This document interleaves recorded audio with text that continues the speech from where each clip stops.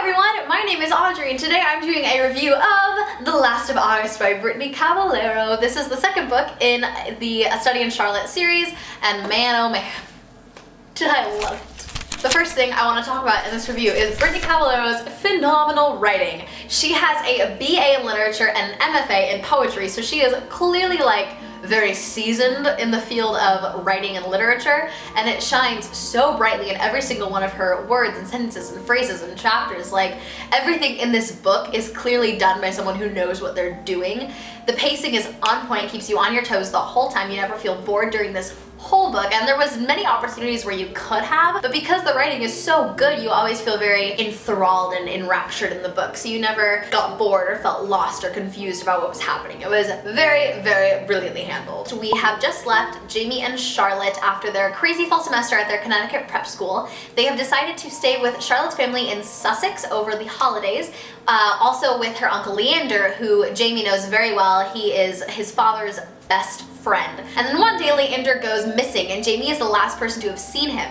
So naturally, because we know how Holmes and Watson work, they have to go find him and figure out the case, which leads them to Berlin to take down an art forgery ring, which is very, very interesting and fantastically conceptualized, I think is the word I want to use. They end up staying with Charlotte's brother Milo and August Moriarty, who is previously thought to be dead, and also Charlotte's old best friend. So there is a lot going on in this plot, and it sounds a little bit confusing, but it's not the whole time. The vast majority of the book, really a massive amount of plot lines kept you on your toes and always interested, which was amazing and fantastic. But at the end, it got a little bit confusing. The last 75 pages, it felt like everything was like trying to be resolved really, really, really fast. So it got a little overwhelming to me as a reader trying to keep up with what was going on. I feel like if the book had been just like 100 or 150 more pages, Brittany would have had more time to extend the finale and kind of wrap everything up a little bit tidier. So I would like to go back and read it again and just kind of clarify what I missed. But again, it doesn't really take away from the story. It actually serves to help the plot and keep the pacing up until the very end, and then it gets really, really confusing, but still, it's still good. It doesn't stop being good, it just gets a little overwhelming as a reader. If you have been around on our channel for a long time, you know how much I love Jamie Watson and Charlotte Holmes. I love them together and I love them as individuals, and I love them so much. They are so fantastic. Jamie is relatively known for selling himself extraordinarily short because he doesn't have quite the same skill set as his beloved Charlotte, but he's still very valuable to their team, and he has this layer of empathy that Charlotte does not possess, which is very Watson to Holmes. In any adaptation of Sherlock you're going to read, the Watsons are going to have a little bit more of a sympathetic side than the Holmeses, which is played out brilliantly in The Last of August, and I love it. Another great aspect of Jamie's character is that he does not give up on Charlotte no matter what, which is great for her because a lot of people in her life have kind of abandoned her and left her alone, and he knows she has kind of a hurt, dark past, but he refuses to give up on her. Like, he sees the light in her in every way, which is that empathy shining through again. And it's great for her and his character as a dynamic duo. They play off of each other very, very well because of his layer of empathy, which is fantastic. Alongside Jamie, we have the fabulously intelligent Charlotte Holmes, who I love to no end. I think she is so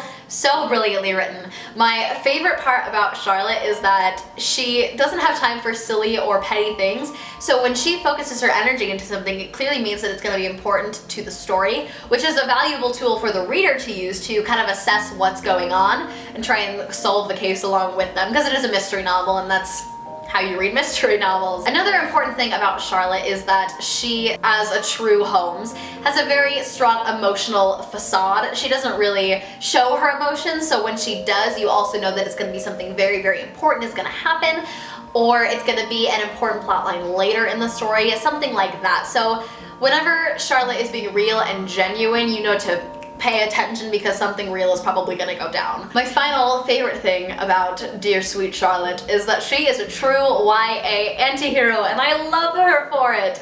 I love a good anti-hero, especially when they're written as well as Charlotte is. She is so strong and determined and bitter and mean, And even though she can feel bad for it, she doesn't always inherently apologize for it, which I kind of like, actually. It kind of makes some people crazy about her. Not everyone liked her in the first book, but I have just adored her since she first walked on the page. I think she is such a fresh voice in YA literature, especially in a mystery novel like this. So I have a deep appreciation for Charlotte's anti-hero aspects. It's time for my favorite part, final fangirl thoughts. I just want to say that I really love Jamie Watson, you guys. If you watch Criminal Minds, he's basically book Spencer Reid, and like every aspect of me is like so in love with him. He's fantastic. Berlin is a really cool place to take the book because Connecticut, while it was interesting, is Connecticut. So it was really cool to have that whole European, like Sussex, Berlin. They were in London for a period of time and it was so awesome. The whole glow. I love books that take place overseas because I live in the United States. So even though I'm not anywhere near Connecticut, I still feel like I know what's happening. So I like the aspect of it being in a place that I don't really know at all. It was very interesting. My star rating for this book has got to be 4.5 out of 5 stars, just because even though I really liked a lot of it, the ending just kind of pulled away from the total enjoyment of the book for me just because I got a little confused. And it wasn't quite as good as A Study in Charlotte, which, I mean, I loved. Needless to say though, 4.5 out of 5 stars is still a pretty high rating, so I definitely recommend this book, especially if you really like mysteries or books that take place in Europe, or if you like Nancy Drew when you were a kid, or like the Hardy Boys. This is basically grown up Nancy Drew plus Sherlock Holmes, so it's like you can't go wrong. It's fantastic. Alright guys, well that is my review for The Last of August. If you like this video, please make sure to give it a big thumbs up. I love to know that you liked this video. If you've read this book, comment below and let's chat about it. If you haven't and want a recommendation, comment below and I will gladly hand one to you. If you want to subscribe to our channel, go ahead and hit this button right next to my face. We are trying to hit 500 subscribers by the end of the year, so please make sure to share us with your friends if you think they would like us. We have our last video linked right over here, so go ahead and check that out if you haven't already. And I think that's all I have for you today. So until next time, I'm Audrey and keep on reading. I love this book. Oh my gosh.